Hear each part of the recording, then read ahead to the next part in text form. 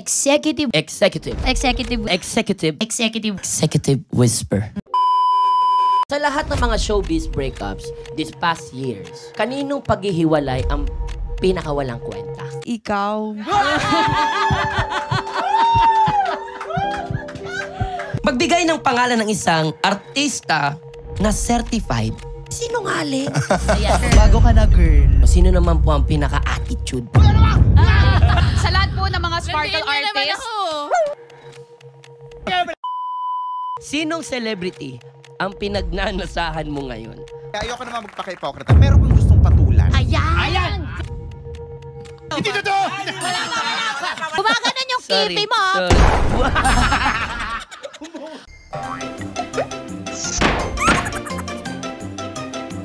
Pumunta tayo sa totoong executive whisper. Aha, oh Eto my na, God. akala mo yun na yung Ano kanina. ba yan? Hindi, eto na, yung totoo. Ano pala? Ang dami pala. Yung kanina pa happy hour lang yun. Oo. Tag-isa Oh my God. tayo, Warm up brother. pa lang yun. Natatakot ako sa inyo eh. Doon ka na sa una. O sige, ito ang unang executive whisper. Oh my Are you ready, Sasa? Yes, I'm ready. Okay, this is the first question. Sa mga influencers ngayon, sino ang kailangan magbago ngayong 2025? Oh my God! For the better. Sino yung mga siraulo? Charos. Ay, madaming sira ulo. Ng Oo. 2024. Hindi mo na mabilang siguro Pwede yun. ba mag-shoutout ng isa? Sige. Go! Kakadaan ko lang sa sa video kanina. Hi! Oo. Nakakaloka si Bakla, no? Kasi yung video kasi lahat ng mga hindi niya gustong kainin. Ang dami pala dahil Bukod doon sa naunang nag-viral. Oo, Yung ba bukod yung sa sardinas? Oo. Oo. Meron pang tapos yung iba parang ay, si ate playtime ka naman. Ano nang kinain mo? Wala na.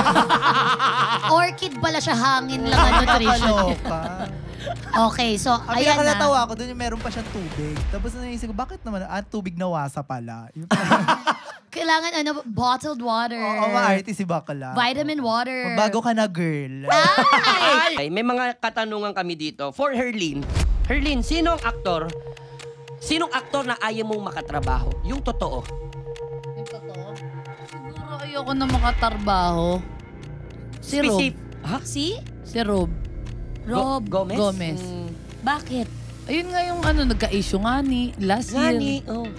Tapos parang hindi lang ako napagtanggol. Siguro alam niya naman kung bakit ayoko na siya makakatrabaho. Pero yun, siguro siya lang. Pero kung siya yung tatanungin, feeling ko din naman ayaw niya rin makatrabaho. Iwas gulo na lang. Oo, iwas gulo lang din. Para iwas issue, parang pagod na lang din talaga ako sa mga binabatong hindi naman talaga din. Alam mo yung hirap ipagtanggol ng sarili mo. Yes. Tapos wala pa nagtatanggol sa'yo. Kaya nilulunok ko na lang lahat ng mga masasakit na salita. Alam nyo naman din siguro yun. I-blip nyo na lang, pero yung ayan, basang-basa naman na yun, no? Hindi, pero wala. No hate ako sa kanya. Basta siguro para lang sa ikakatahimik ng lahat. At least nasabi mo. Apo. For Faith, ba't may dito? Ako na magtatanong kasi mukhang kasama ka dito sa tanong na ito. For Faith, puwera kay Buboy, sino ang aktor na pumorma sa iyo? Ay! Alam ko, ako na sasagot. Charas! Ay, parang dahil. Sino sa kanila? Ang ganda! Ang ganda. Pwede mo sabihin kahit ilan. Top of the list. Ayoko magsabi. Alam mo, sa lahat ng mga artista na pumorma sa akin, meron kasi akong isang hinantay talaga ng medyo matagal. Parang bet mo na. Iniintay ko lang siya na na magtanong.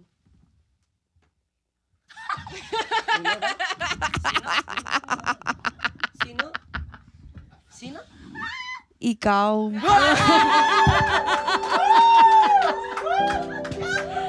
Sino ang celebrity na muntik mong maging boyfriend? Alam ko na. Ako na magsabi. Huy, wag na. Pwede mo Hindi ko ibulong. kasi alam kung muntik na mangging kami. Alam namin yun. Ikaw Aaron? lang ata di nakakaalam. Si Aaron. Villena. Tinabi Bes! mo? Ang galing! Diyos ko naman, napaka-sensational. Hindi ko pa ba sasabihin? Oo, alam naman ng mga okay tao. naman kami na. Happy ako para sa kanya. Happy din naman siya para sa akin. Ayun. Tatanggi pa ba? Eto, pangalawa. Ayan, Eto ang nakakaba. pangalawa. Sinong celebrity ang pinagnanasahan mo ngayon? Ay, pinagnanasahan ko forever. Piolo Pascual. Ay, Papa P. Kasi iba talaga siya, yung karisma niya, tsaka yung ang bait, ang gwapo. Tsaka pag Tapos, tumingin siya, oo, no? Kasi Parang ganito lang. ganyan, oo. Gumaganon yung Bakit naging kifi ko. ganun bigla Ay, yung sorry, conversation? sorry. Gumaganon yung Sorry, kifi mo. sorry. Umuubo. Yung kifi mong may ubo. Iba talaga. Nakakaubo ng kifi pala si Papa P. Iba talaga kasi iba yung karisma niya. Nag-iisa lang siya. Unang tanong po sa inyo para kay Ate Boobsy. Sino ang nakaalitan mo? Komedyante. Gladys Guevara. Gusto mo bang i-elaborate? Pero love ko sa Ate Gladys. Mano lang talaga siya. Sabi go. mo. Hindi stricto ang tawag doon eh. Maarte siya. Diretso na. Hindi. Mabait naman sa Ate Gladys. Pero siya yung kauna-unahan kong nakakemihan nung kami pa sa Sunday Pinasaya. Okay. Bago lang. Pero okay na po kayo. Yes. Nakapag-usap naman na. Okay, yun ang maganda. Nakapag-usap na. Sa trabaho talaga natin meron at meron eh, no? Hindi pwedeng wala. Yes. Meron at meron kang makakabangga. But it's normal, so dapat inaayos na lang pagka At saka nakita siya ulit. yung partner ko kasi kaya talagang magkaibigan kami. At hindi naman nawawala yun. Yes, Ang nandun talaga. importante, mag-uusap Ang kayo. important. Yes. Okay? Ito, ang pangalawang tanong. I'm sure kahit sino man nangyari naman na po. No? Yeah. Kahit ako, napagdaanan ko rin po ito. Pero kayo po, sino ang mga inutangan niyo pong artista? Wala namang mga na nakalagay sa script. sorry, Ikaw talaga sorry, kung makamultiple ka. sorry. Parang sinasabi niya marami kami Pero noon. ang totoo, inutangan ko sa, si Alden Richards. Si Alden pa utang naman. Sobrang bait ni Alden. Oh. Love na love ko yun. Nung time na yun kasi parang may shootay kami. May shootay. Tapos wala pa akong sahod, parang ganon. Tapos binigyan niya ako ng 50,000. Wow. Tapos sabi ko, babayaran ko. Nabayaran ko siya 10,000. Unang payment lang. Hindi na siya nagpabayad. Grabe ang bait naman nung Alden. Bayad sobra. Love ko Grabe. yan. Gusto ko rin palang sabihin na sa lahat ng gines namin, ikaw lang ang nagsabi ng lahat sa microphone. Palakpakan niyo si Boobsy. Talaga? Thank you. Pinulong. Thank you.